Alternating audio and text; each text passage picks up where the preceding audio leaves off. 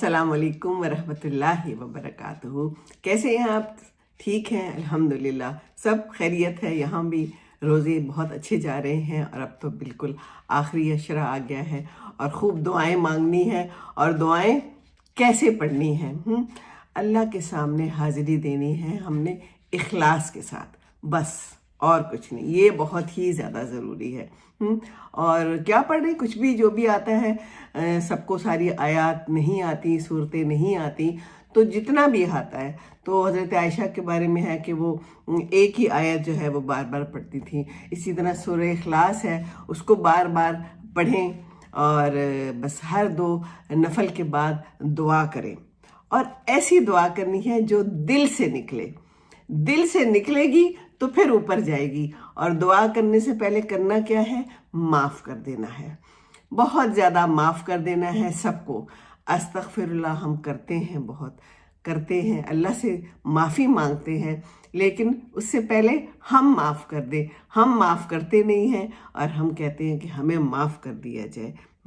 सब के लिए दुआ मांगें। दुआ में अपनी पूरी फैमिली के लिए, अपने माँ बाप के लिए, सब मुसलमानों के लिए, सब के लिए दुआ मांगें।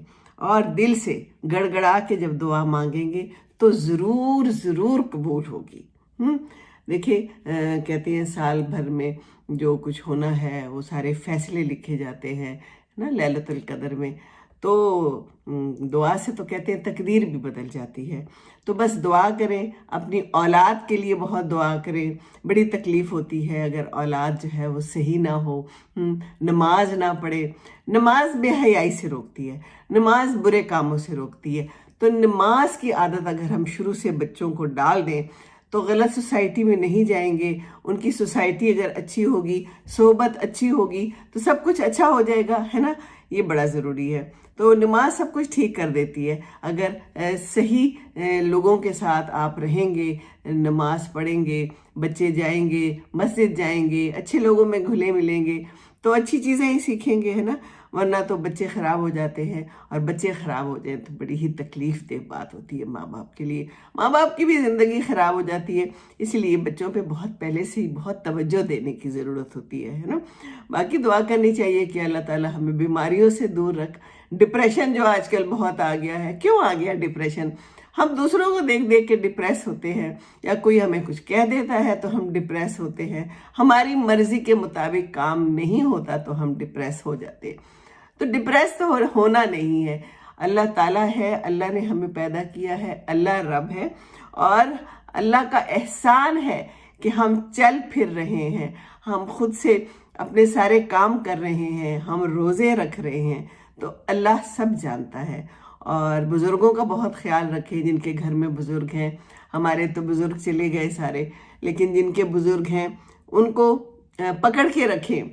पकड़ के कैसे रखना है? उनके तरफ कदम बढ़ाएं, उनके कमरे में जाएं, उनके साथ बैठें, उनकी पसंद की चीज़ उनको खिलाएं, उनसे बातें करें, ताकि उनको ये एहसास हो कि हम अकेले नहीं हैं, हमें हमारे बच्चों ने छोड़ नहीं दिया, हम अपने बच्चों पे बोझ नहीं हैं।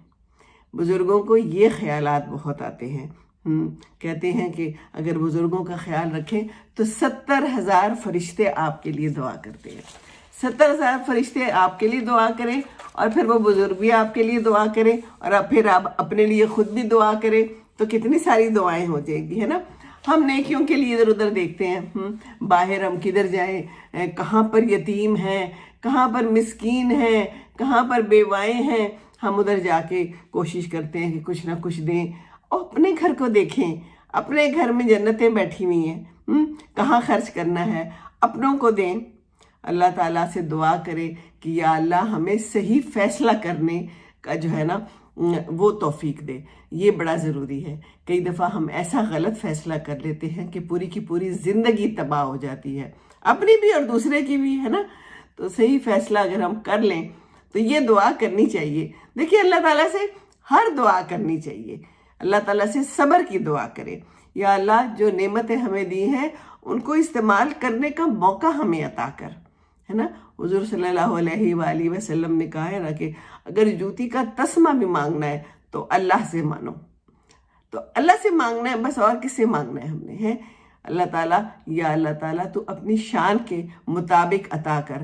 ہم تو پتہ نہیں کچھ بھی مانگ لیتے ہیں, ہمیں تو پتہ نہیں ہوتا, کیا پتہ ہم اتنی سی چیز مانگنی چاہتے ہیں یا ہمیں ضرورت ہے اور اللہ تعالیٰ نے ہمارے لیے بہت کچھ رکھا ہوا ہے. تو زیادہ مانگے اور اللہ تعالیٰ سے اولاد کی نعمت مانگے, اللہ تعالیٰ دے گا. ہر درد سے عافیت کی دعا مانگے. بس ہر وقت دعا کرتے رہیں. کھانا پکا رہے ہیں, پکوڑے بنا رہے ہیں, سموسے تل رہے ہیں, بیکنگ کر رہے ہیں, کچھ بھی کر رہے ہیں, واک کر رہے ہیں, دعا کرتے رہیں. جو بھی آتا ہے, جو بھی چھوٹی چھوٹی صورتیں, جو بھی آیات آتی ہیں, بس پڑھتے رہیں اور بس دعا کرتے رہیں کہ اللہ تعالیٰ ہمیں معاف کر دے. بس اللہ ہمیں معاف کر دے. وہ جیسے ہوتا ہے نا, سب کچھ ہمارے گناہ ختم کر دے. ایک ڈیلیٹ کا بٹن جیسے ہوتا ہے, سب کچھ ڈیلیٹ ہو جاتا ہے. بس اللہ تعالیٰ ہمارا سب کچھ جو بھی برا ہے وہ ڈیلیٹ کر دے, ہمیں معاف کر دے. اللہ تعالیٰ معاف کرنے والوں کو پسند کرتا ہے. اس لیے آپ بھی معاف کریں. آپ معاف کریں گے تو زیادہ آپ معاف کیے جائیں گے, ٹھیک ہے نا. تو بس دل کو شیشے کی طرح صاف کر لیں, صاف رکھیں دل کو. دل کو جو ہم نے خراب کر لیا ہوا ہے, حسد, قدورتیں پالی ہوئی ہیں دوسرے کے لیے, ہے نا. دوسروں کی خوشی میں خوش رہیں, دوسروں کی خوشی میں خوش رہنا سیکھیں. اور بس نماز پڑھیں, نماز کی تلقین کریں. 1000 مہینوں سے بڑھ کر عبادت ہے لیلۃ القدر کی. تو ٹائم ضائع نہ کریں بالکل. دوسروں کو بھی تلقین کریں, دوسروں کو بھی اپنے ساتھ بٹھائیں, بچوں کو اپنے ساتھ بٹھائیں اور انہیں کہیں کہ آئیں, بیٹھیں, دعا کرتے ہیں, مل کے دعا کرتے ہیں. جی, روزہ رکھوائیں, بچوں کو عادت ڈالیں. اس رمضان میں عادت ڈالیں. جو عادت ڈلے گی وہ ڈل جائے گی عمر بھر کے لیے. شروع میں ہی عادت ڈال دینی چاہیے, ہے نا. تو اللہ تعالیٰ جو ہے نا نماز کے ذریعے ہی ہمیں جو ہے نا باری باری ہم جب نماز پڑھتے ہیں ایک کے بعد دوسری, تو درمیان میں ہم بہتر ہو جاتے ہیں. کوئی غلط کام سے نکل آتے ہیں, ایسا ہی ہوتا ہے نا. کچھ کر رہے ہیں ہم, ایک نماز کا ٹائم ہوا تو اگر اللہ توفیق دے اور ہم نے اللہ سے دعا کی ہوئی ہے تو ہم اس غلط کام سے اٹھ کے ہم کہتے ہیں اچھا ذرا نماز پڑھ لے. تو بعد میں ہو سکتا ہے اس غلط کام کی طرف ہم جائیں ہی نہ. یہ تو اللہ تعالیٰ کا کام ہے, اور اللہ تعالیٰ کو پہچان لیا تو بس پھر کیا بات ہے. تو نماز کو قائم کرو میری یاد کے لیے.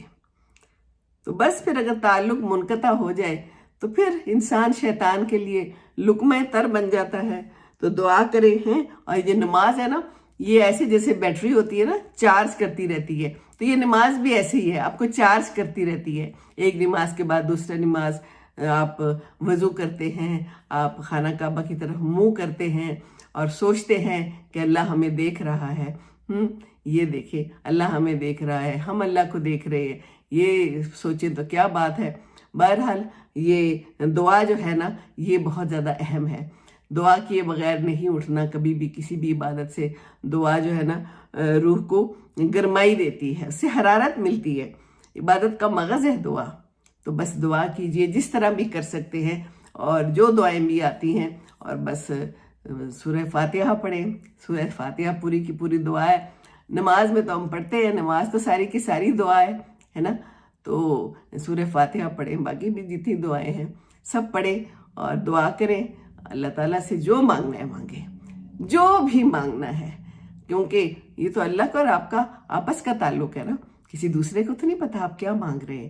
پر اچھی بات مانگیں اور اللہ سے کہیں کہ اللہ اگر میں یہ مانگ رہا ہوں یا مانگ رہی ہوں اور یہ میرے لیے بہتر ہے تو مجھے عطا کر دے, اور اگر نہیں بہتر تو بہتر سمجھتا ہے.